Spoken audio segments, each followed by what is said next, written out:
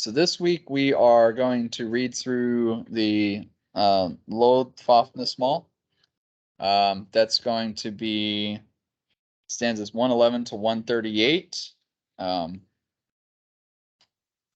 great thing is we're going to be looking a little bit more at social interactions and kind of dive into some of the more fundamental aspects or like the spirit of the Havamal. So that should be very exciting. So we'll start at stanza 111 and then go to 138. It's time to speak on the wise man's chair at Or's well. I saw and was silent. I saw and I thought. I listened to men's speech. I heard about runes. They were not silent with counsel at Odin's hall. In Odin's hall, I heard them say so. So right off the bat, again, kind of the introductory phrase places us into the headspace that we need to be in. It's definitely the nice thing about the Havamal is that it does have these little almost introductory phrases where it's more meditative, more introspective.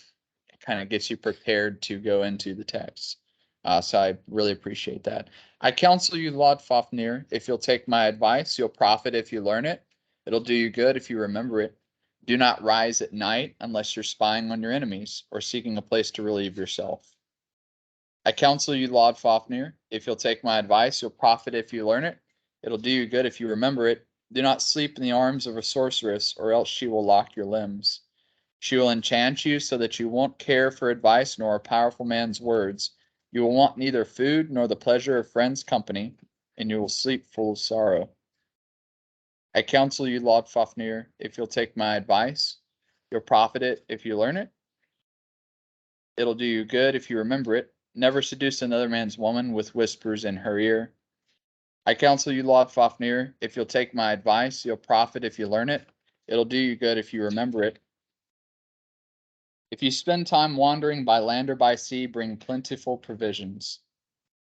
I counsel you, Lord Fafnir, if you'll take my advice, you'll profit if you learn it. It'll do you good if you remember it. Never let a bad man know of your misfortune, for you'll never profit at all for telling him about it. I saw a bad woman's words bite a man in the neck. A lying tongue was his death, and not even with good cause. I counsel you, Lord Fafnir, if you'll take my advice, you'll profit if you learn it. It'll do you good if you remember it. If you have a friend and you trust him, go and visit him often. Weeds and high grass will grow on a path that nobody travels. I counsel you, Lord Fafnir, if you'll take my advice, you'll profit if you learn it. It'll do you good if you remember it. Get a good man to teach you the runes and learn a healing spell while you live. I counsel you, Lord Fafnir, if you'll take my advice, you'll profit if you learn it. It'll do you good if you remember it. Never be the first to break friendship with your friend. Sadness will eat up your heart if you have no one you can talk to. I counsel you, Lord Fafnir, if you'll take my advice, you'll profit if you learn it. It'll do you good if you remember it. You should never exchange words with someone who won't see reason. You'll never get a reward for speaking with a bad man, but a good man will make you happy with his praise. Men become friends when they can share their minds with one another. Anything is better than being lied to. A real friend will disagree with you openly. I counsel you, Lord Fafnir, if you'll take my advice, you'll profit if you learn it. It'll do you good if you remember it. Don't speak even 3 words with a man worse than you. Often the better man will lose when a worse man fights him. I counsel you, Lord Fafnir, if you'll take my advice, you'll profit if you learn it. It'll do you good if you remember it. Don't make shoes and don't make weapons except for yourself. If there's a flaw in the shoe or the spear shaft is crooked, your name will be cursed. I counsel you, Lord Fafnir, if you'll take my advice, you'll profit if you learn it. It'll do you good if you remember it. When you're at war, call it war, and give your enemies no peace. I counsel you, Lord Fafnir, if you'll take my advice, you'll profit if you learn it. It'll do you good if you remember it. Never be glad to hear bad news, but be cheerful about good news. I counsel you, Lord Fafnir, if you'll take my advice, you'll profit if you learn it. It'll do you good if you remember it. You should never look up when you're in a fight. Men who do so may get turned to stone. Beware or someone may curse you. I counsel you, Lord Fafnir, if you'll take my advice, you'll profit if you learn it. It'll do you good if you remember it. If you want to win a good woman, speak cheerfully with her and enjoy it while you do. Make promises to her and keep your promises. You'll never regret winning such a prize. I counsel you, Lord Fafnir, if you'll take my advice, you'll profit if you learn it. It'll do you good if you remember it. I advise you to be wary, though never fearful. Be most wary about drinking, about other men's women, and about a third thing, about men and their temptation to steal. I counsel you, Lord Fafnir, if you'll take my advice, you'll profit if you learn it. It'll do you good if you remember it. Never mock, never laugh at a guest nor a wanderer. Those inside the house rarely know anything about the stranger who knocks at their door, but there is no man so good that he has no flaw, nor a man so bad he's good for nothing. I counsel you, Lord Fafnir, if you'll take my advice, you'll profit it if you learn it. It'll do you good if you remember it. Never laugh at an old man. There's often wisdom in what old men say. Wise words will often come from a gray-bearded mouth. From those who hang with dried skins, those who swing with dried skins, those who wave with dried skins. I counsel you, Lord Fafnir, if you'll take my advice, you'll profit if you learn it. It'll do you good if you remember it. Never spite a guest, nor be stingy with your food. Treat a poor wanderer well. Otherwise, it's a bitter tree you'll find yourself hanging from in the sight of all. Give a beggar something, or he will call a curse down on your every limb. I counsel you, Lord Fafnir, if you'll take my advice, you'll profit if you learn it. It'll do you good if you remember it. When you drink beer, choose the might of the earth, for the earth is good against beer, and fire against sickness, oak against an irritable bowel, wheat against magic, an elder tree against family quarrels, maggots against venomous bites, runes against distress, ground against water. Swear your hate beneath the moon. So, it said 111 through 138, but going into 138, we have one of the big pieces of the Fate of Odin that we'll get into next week. But I kind of wanted to park here in the Lodfafness Mall to gain some more proverbial wisdom to kind of pick apart at what we've already read.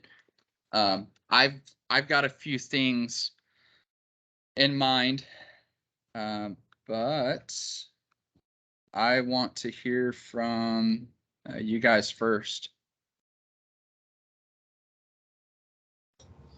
There's not too much that I have to say. It's all pretty straightforward. Lots of good stuff in there for sure. Mm-hmm. I particularly like the line about never telling stuff or never telling bad things that happen to you to a bad man or whatever, because no good can come of it. Yeah. I forget which one that was. That was a. Oh, it's okay.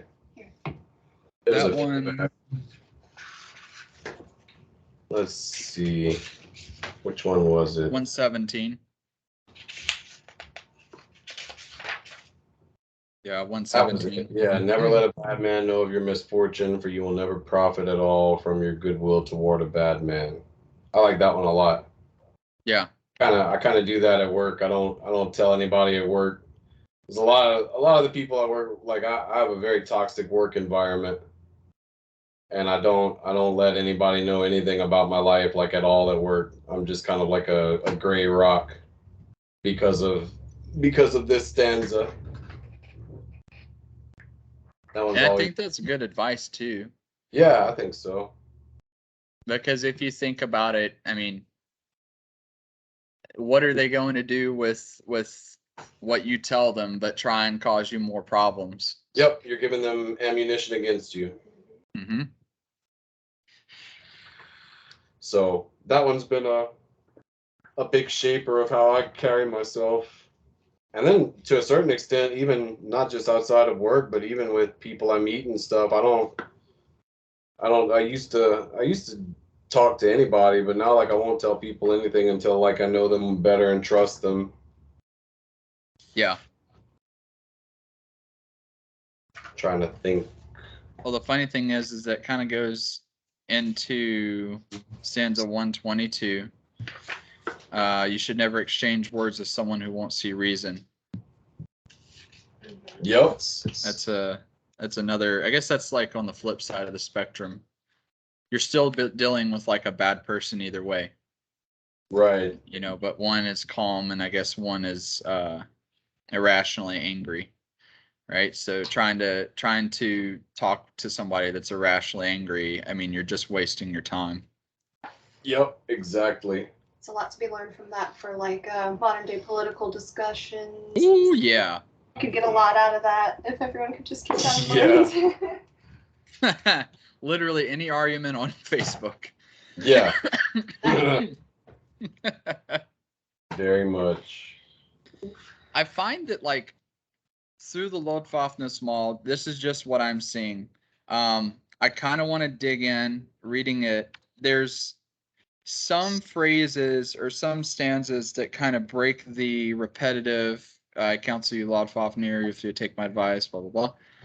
There's a couple of them that just kind of break that repetition. So I wanted to note, let's see here, that is under 113 to 114, or 113 to 115, my bad. So where it specifically talks about seducing a sorceress, which is not really a good idea,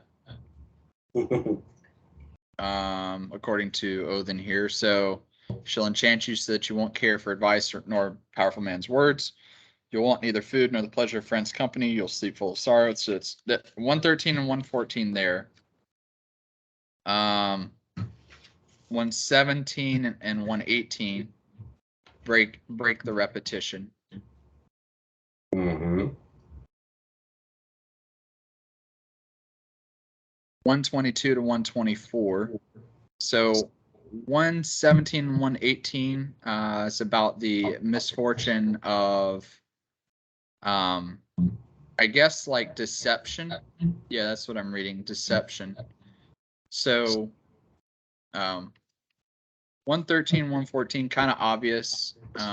You don't know what you're going to get yourself into by trying to seduce a sorceress. So basically like taking on the unknown there.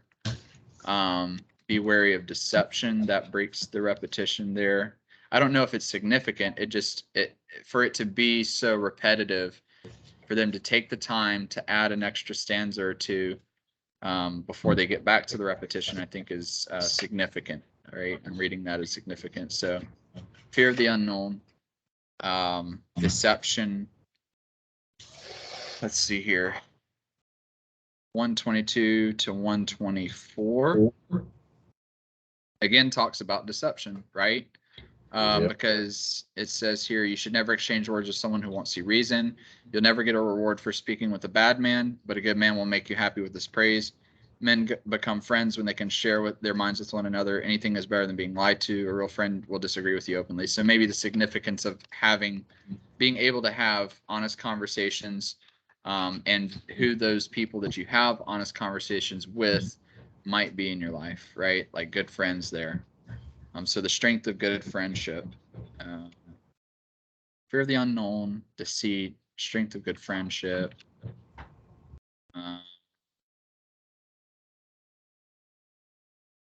132, it happens again into 133. So those inside the house rarely know anything about the stranger who knocks at their door. If there's no man so good that he has no flaw, nor a man so bad he's good for nothing. So again, fear of the unknown here. Pretty strong motif through the Havamal. Yeah, 135, 136. Another fear of the unknown, because we're talking about being stingy with our food and providing for people that we don't know anything about. On the strength of we don't know anything about them, right? They might call a curse down on us. You never know. But I think that's pretty significant, right? So like a lot of fear of the unknown, that's a strong motif. But the two things that stand separate from that, because it seems like it goes pretty consistently throughout, and that might be allegorical, but it's the like being careful of deceit And on the flip side of that coin, the strength of good friendship and good conversation. For the proverbial wisdom of Odin within the Lodfafnismal, I think that that's pretty significant. Because it breaks the repetition. If it was just, the poetic, I counsel you over and over and over again, right? Anything that deviates from that tells me as a literary device that it should be significant.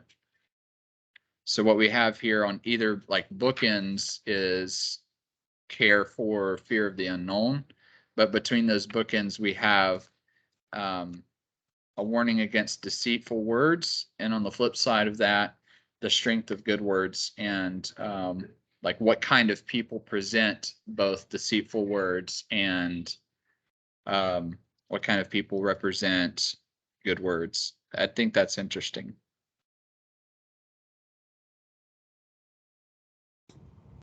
Yeah, definitely. I think so too. Mm-hmm. Anyways, that was a lot, but that kind of like stood out to me when I was reading it earlier, and I was like, man, I got to say something about that because that's interesting. It bookends it, and then you've got two concepts. First of all, that they would like deviate from they would like use it as a literary device. I think that's cool. And then, the bookends, and then the two sides of a coin type scenario there, I thought like really was pretty cool. Yeah. Because the thing about the Havamal is that it's essentially like in the Old Norse, it's an alliterative poem, right? So it's cool that even transliterated into English, you can kind of pick apart some of the literary devices within here. Right. Being a total like poem nerd here, but it's really cool. And of course, like there's huge, just the wisdom from 111 to 137, it's all good stuff. Some of it's kind of like off the wall. I don't know how common an issue seducing a sorceress would be.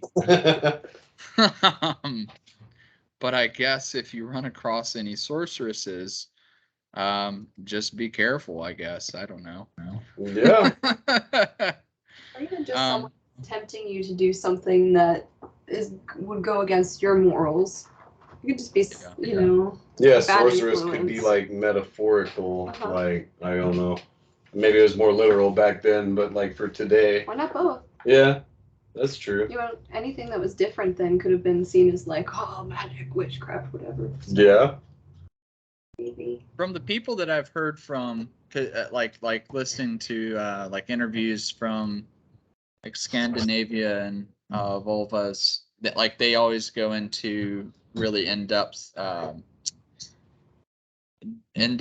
description, or just kind of like a background of what being a vulva is in 2022, and how that tradition is carried on through the ages. And one of the biggest call outs that I've heard from those is like, when you had a seer or a seeress visit your village, it could be a good thing or it could be a bad thing. Like everyone understood it as being like, the presence of the gods by proxy. But it could just go either way, Mm-hmm. You never really knew. So it's not the case, I don't think, that the role of a sorceress or the seeress is like an inherently positively viewed one, Mm-hmm. more so than like an archetype of fate, Mm-hmm.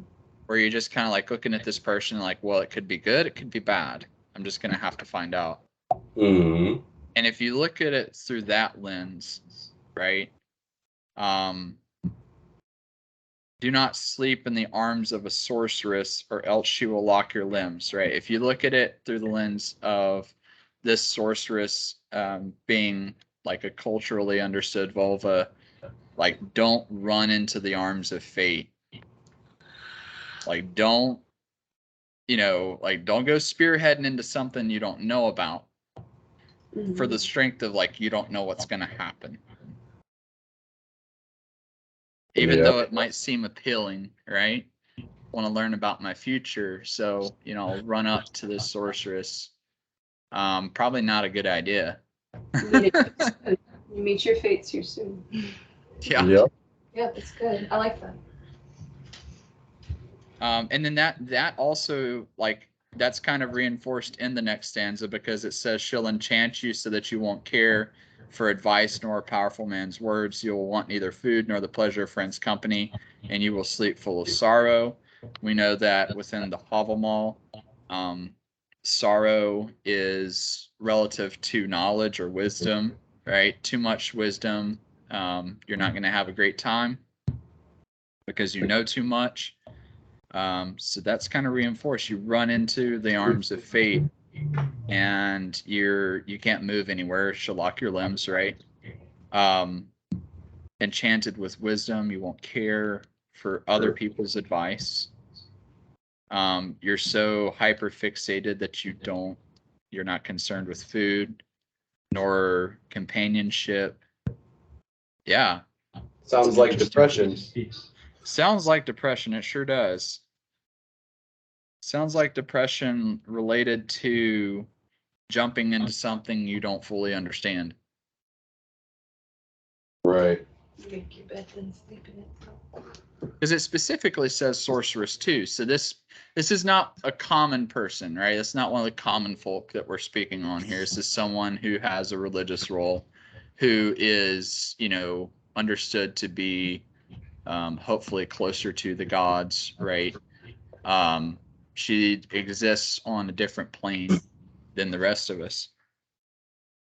So by default, you know, the common reader wouldn't know the ins and outs of being a sorceress. That's an interesting point there. Mm-hmm. Not sure I can't remember where we were taking that, but it's interesting.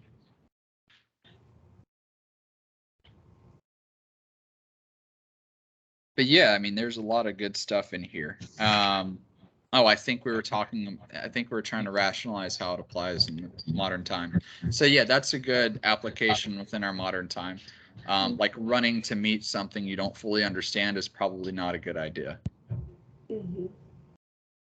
Yeah. Because the result of that is the result of that could very likely be like a depressive time. It's interesting. Some of it's like common sense stuff, right? If you spend time wandering by land or by sea, bring plentiful provisions. Hopefully that's a no-brainer. If you go traveling, make sure to bring some food with you. Have fun storming the castle, boys. Let's see here. Okay, yeah, we already discussed 117, 118, 119. Yep. Deception. What do you guys think of 120? It'll do you good if, let's see here, get a good man to teach you the runes and learn a healing spell while you live. See, for mine, it says, get a good man to join you in joyful talk and learn a healing spell while you live. Interesting. Let's see here. Yeah. So that's 120. That's 120. Let's see 120. I feel like there were a few minor differences throughout the whole thing when you were reading from mine, but like 99% of it's the same. But yeah. You could probably just learn from someone who is more experienced, or even just someone that you trust, like someone you find camaraderie with. There's something to be learned from that, and certainly it's not doing yourself a disservice. You gain something from it. You both would. Mm-hmm. It's teaching good to learn. So. Well, and then the Bellows translation for stanza 120, it says, a good man find to hold in friendship and give heed to his healing charms. Okay. So all relative to basically find a friend. And it seems like, so Bellows talks about giving heed to his healing charms, your friend's healing charms. My Poetic Edda from Crawford says Get a good man to teach you the runes and learn a healing spell while you live. Yours says, what is yours say? Get a good man to join you in joyful talk and learn a healing spell while you live. Yeah. So it seems like this friend is. So we've got joyful talk. We've got one translation saying taking heed to his healing charms. Mine is speaking on that friend to teach you the runes. So we have good talk, his healing spells, his knowledge of the runes. So from 3 different translations, this good friend of ours is someone who is wise, has knowledge, has good companionship, has good words to share with you, has potentially healing spells to share with you, can teach you the nature of the runes. Overall, a pretty awesome friend there. Yeah. It's interesting that 3 different versions of the Havamal have 3 different entirely different translations. It's cool. Yeah, they're pretty different. They're not even. I mean, they're somewhat similar, but it's pretty different. Yeah. Okay. Let's see. So yeah, just some good advice about the kind of friends that you should have. Definitely ones that have wisdom, ones that have knowledge. Healing spells, I'm sure, could go hand in hand with holistic healing. Get you somebody that knows a good way to help ailments. Someone who's also has some wisdom of the spirituality that we walk. So that is the type of friend that we should look for. Yes. Just on the face. That's pretty cool. The 121, I'm not sure I agree with that. Like, not being the first one to break a friendship. Like, I know it says sadness will eat up your heart if you have no one you can talk to, but does that mean you stay around and be somebody's punching bag and not break up the friendship if they're like not holding up their end? You know, like I would walk away. Maybe it just means not too quick to burn a bridge. Yeah, not being too fast. Don't maybe, be too impulsive. You know, there's some things that can be discussed more calmly later on. Yeah, that's true. But I agree with you shouldn't take everything. You know, and the thing is, within the Havamal, like even the words themselves, they can understand when someone is a friend and when someone is not. So like if you pop back over to 117, never let a bad man know of your misfortune. And then we pop over to 121, it says never be the first to break friendship with your friend. So I think it's probably like right on the nose with what Brittany's saying, but like this person's still your friend, right? So it's something like to the effect of like not breaking friendship over trivial things, I would say. Because if someone breaks an oath to you or if someone does something terribly wrong, I wouldn't consider that person a friend. Right. Okay. That's just my take on it. But, you know, it still calls this person your friend. So I think they're saying, you know, if you're faced with something, obviously, like the first to break friendship implies that there was a wrongdoing. But is it enough to break friendship? Well, the Havamal says if it implies here that if it's a trivial wrongdoing, that you shouldn't be the first one to break friendship with that person. Specifically because, well, if you pull back to 120, and that's the kind of friend that you have in 121, something trivial wouldn't be considered wise to lose a friend like in 120 for something trivial in 121. That's the way that I'm seeing it. Okay. Because if you lose a friend like you have in 120, the warning here is that sadness will eat up your heart if you have no one you can talk to.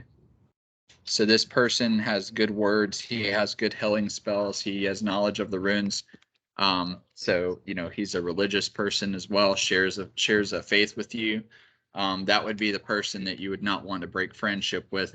And I think what's the old saying? It's a sales saying, but it's like, whoever speaks first loses type deal. maybe has some relevance. I don't know. Yeah.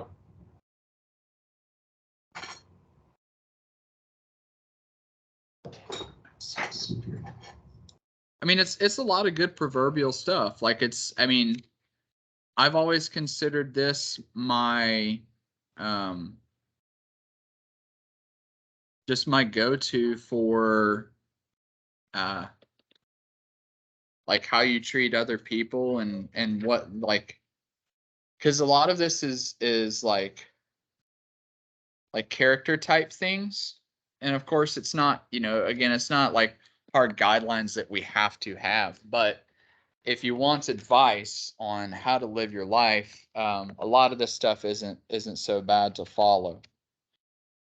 It's not really a dogma. It's not really something that you have to do, but for the simple stuff that's in like 119, if you have a good friend and trust him, go and visit him often. Weeds and high grass will grow on a path that nobody travels. So there's wisdom and warning in a lot of this stuff. And I just think that, you know, as far as introducing the Havamal to anyone, you know, this stuff is great stuff to follow.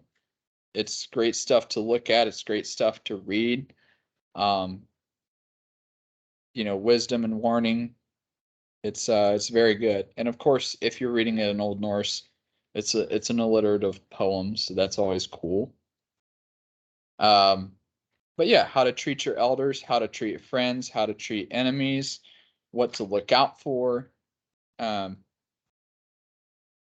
Just a lot of really cool stuff here in the Lodfafna Small. So, you know, like we'll keep digging through, but a lot of it's straightforward, and I do appreciate that about the Havamals. Like, there's not a lot of allegory to be looked into. No kind of crazy hidden messages here. It's just face value. This is how you should live your life, from Odin's perspective. And again, it's just advice. That's all it is. But it's good advice. A lot of it's good advice. How to treat people that you don't know, people that might be begging for things. Care for deceptions, the kinds of friends you should have. It's all good stuff. So I think, looking forward past the Lodfafna Small, that ends in 137. So in 138, we're going to look into a little bit more of Odin's perspective on magic, Odin's sacrifice. So we'll get back into magic again next week, where Odin tells us all about the spells that he knows, but nothing further than that, right? So yeah, that's the last little bit, and then we'll be done with the Havamal. From there, after next week, I'll let you guys know what we'll be studying next. But yeah, that's pretty much all for the Lodfafna Small. All right. We did it, guys.